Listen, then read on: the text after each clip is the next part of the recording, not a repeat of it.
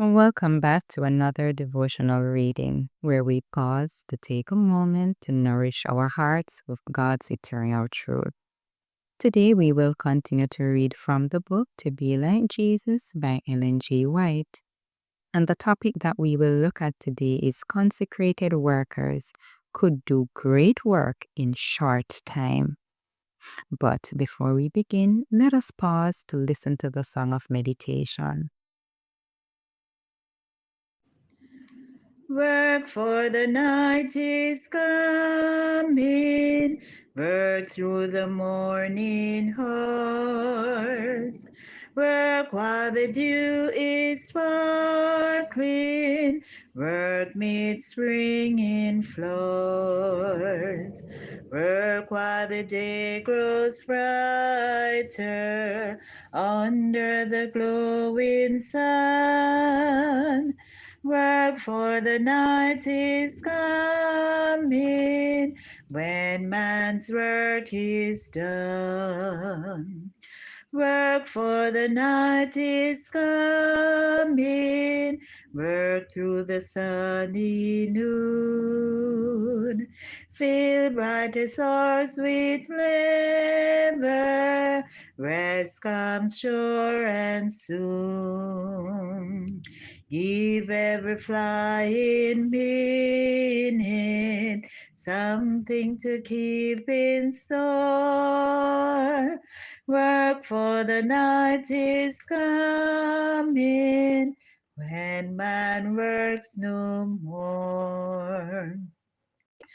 Work for the night is coming under the sunset skies, while their bright tints are glowing. Work for the daylight flies. Work till the last beam faded to shine no more. Work while the night is coming, when man's work is o'er.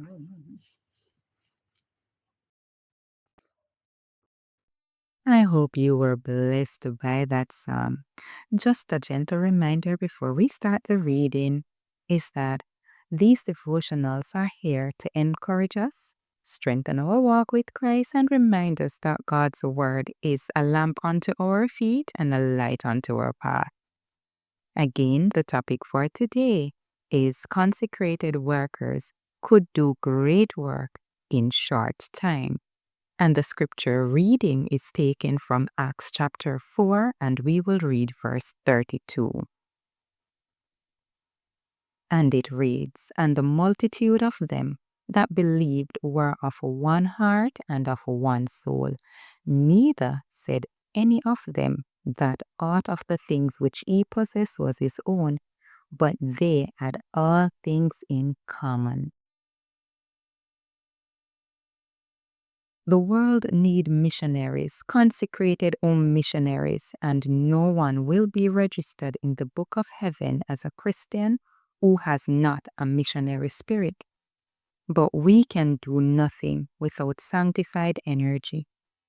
Just as soon as the missionary spirit is lost from the heart and zeal for the cause of God begins to wane, the burden of our testimonies and plans is a cry for prudence and economy, and real backsliding begins in the missionary work. So instead of diminishing the work, let all the councils be conducted in such a manner that increased purpose may be manifested to carry forward the great work of warning the world, though it may cost self-denial and sacrifice.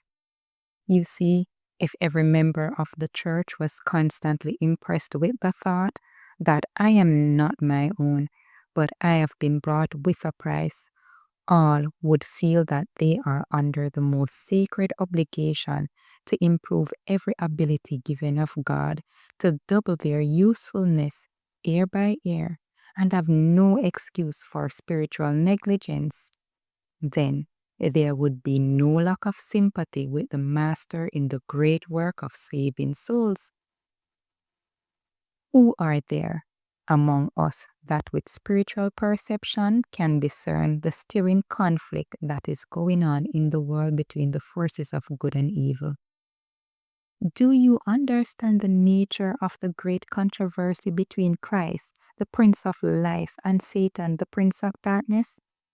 Does the conflict appear the same to you as it appears to the heavenly intelligences?